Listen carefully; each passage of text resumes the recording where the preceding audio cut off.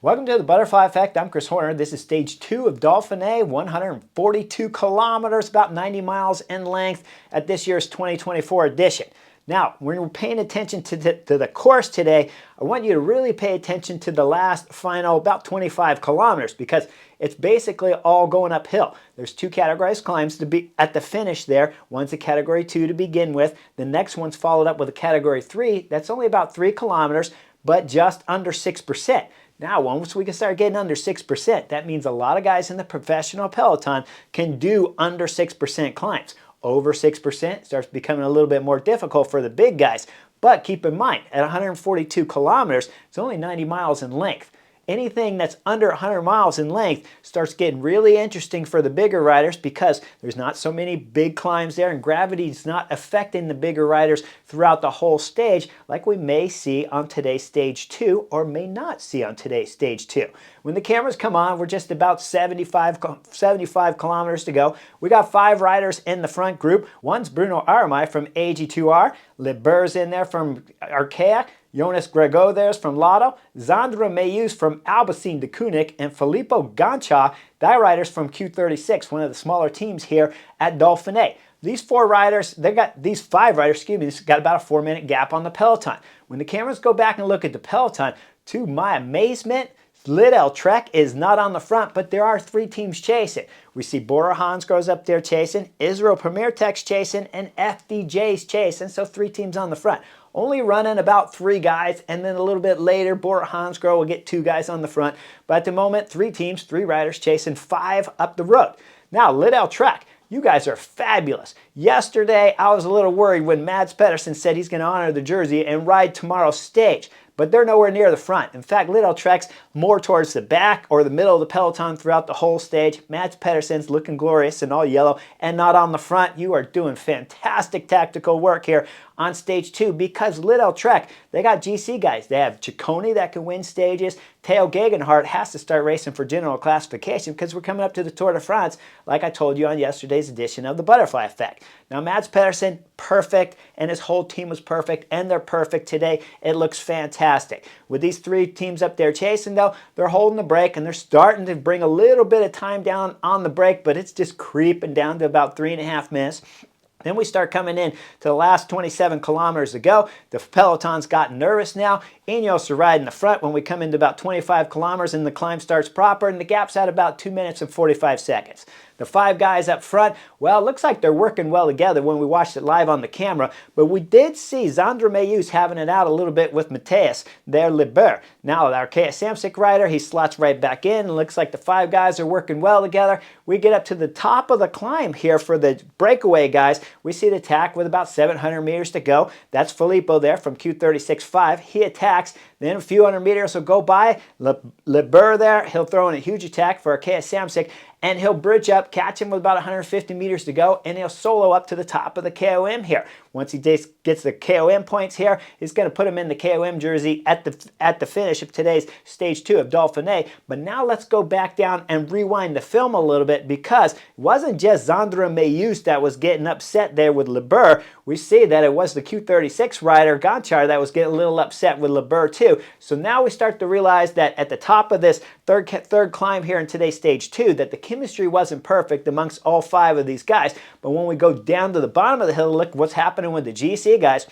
Well, I told you, Ineos were on the front starting this climb, but then we see FDJ's Quentin Paschier. He is throwing in huge effort on the front, and we start seeing riders blowing up out the back left and right because Chris Froome's one of them going out the back, and the guy who won the youth jersey there at the Giro d'Italia, that's Tiberi. Tiberi's going out the back early here on stage 2 of Dauphiné. Go back up to the front. Quentin Paschier starting to blow up more guys as Ineos are sending 3 guys out the back at about the same moment. If you look at the picture a little further down, you see 3 Ineos guys coming out the back.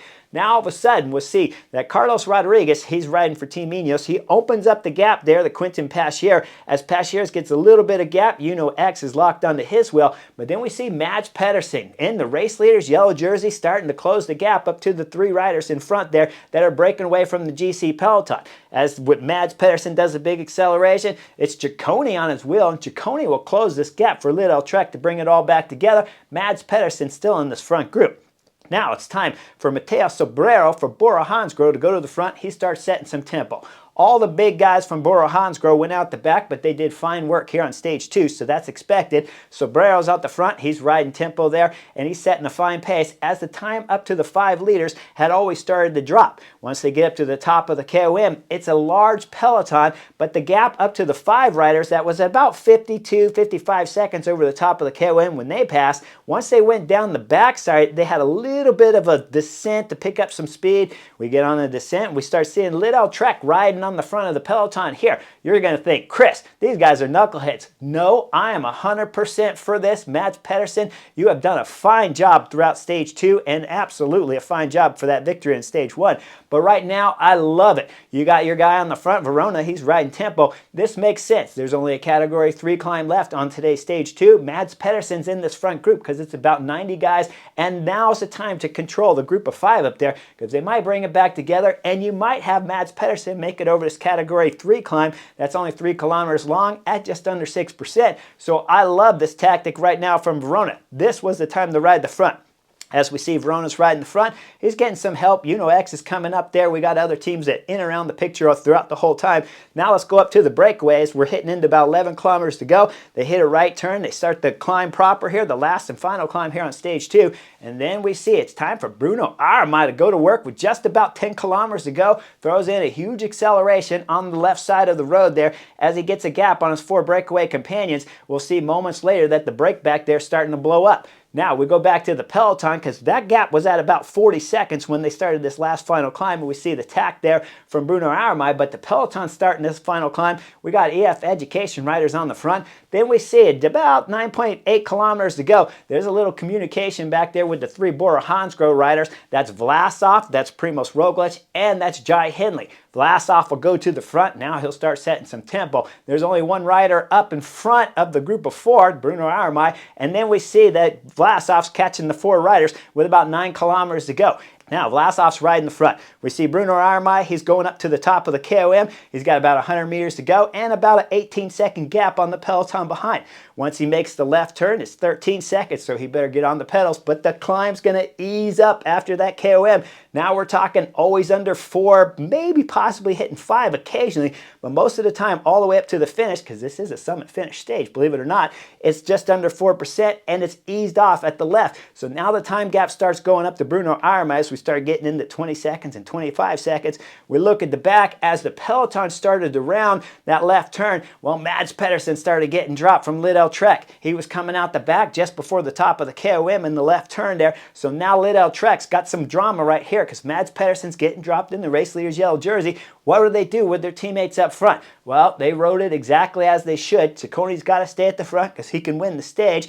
Of course, we know Teo Gegenhardt's going for GC because I already told you that, so he's got to stay at the front. Mads Pedersen's got to do damage control. Maybe he can salvage it, maybe not. He's back there riding in a group of about 7, 10 riders back there, and 2 or 3 are pulling with him, so Mads Pedersen's back there scratching for every kind of second he can pull back on the peloton.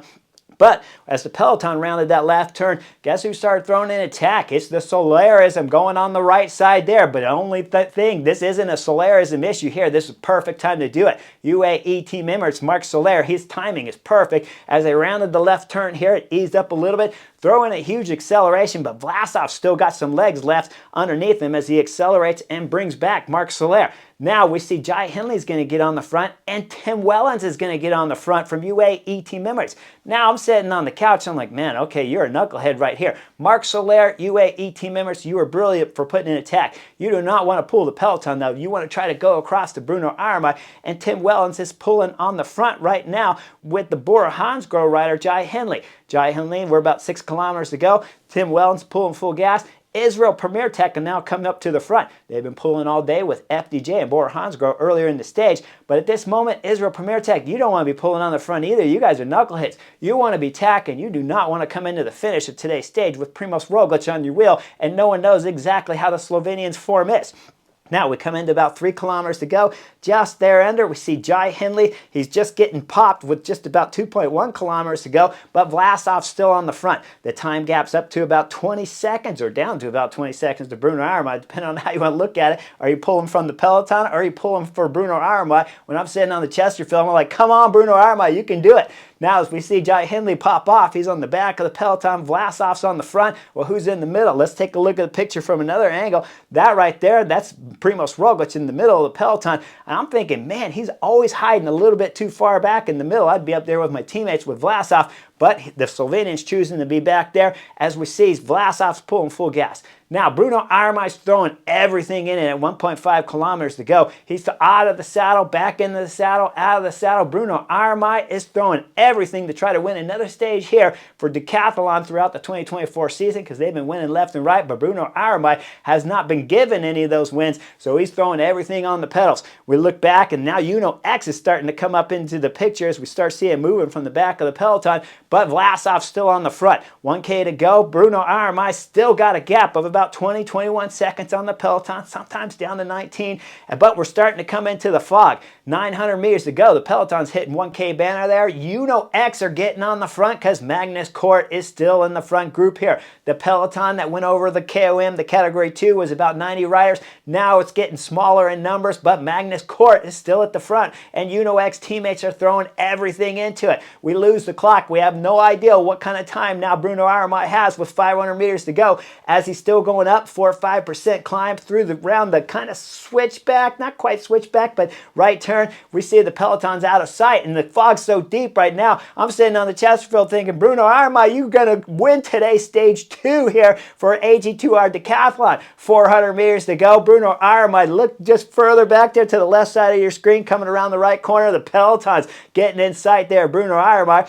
At 300 meters to go, they're closer. 200 meters to go, Magnus Kort's throwing in his attack. We look behind him, it's Jorgensen. We see Cicconi's in there. We see Lascanzo from Movistar's there. And we see that's Roglic there. Primoz Roglic, the Slovenian's in fine condition here. He rode his whole team throughout this stage 2. You know he wants to win today's stage, but we see Magnus Kort throwing in an acceleration at 150 meters to go. Magnus Kort has the wheel there, and he's starting to pass Bruno Armai. Look at the gap, though, that he has on Jorgensen from Visma Lease bike. We know Cicconi's back there. Lascanzo's back there. Primoz Roglic is just behind there of Jorgensen too, and Jorgensen's throwing in acceleration, but he's losing the gap to Magnus Kort from Uno X. Once we get up to 100 meters to go, the screen's going to go black because the fog is so deep. You can't see what's happening. Then 25 meters to go. Magnus Kort's winning today's stage 2. Who's getting second? That's Primoz Roglic. He came around Jorgensen, who rounded out the podium here on stage 2. Lascano, Ciccone got 4th on today's stage for Lidl Trek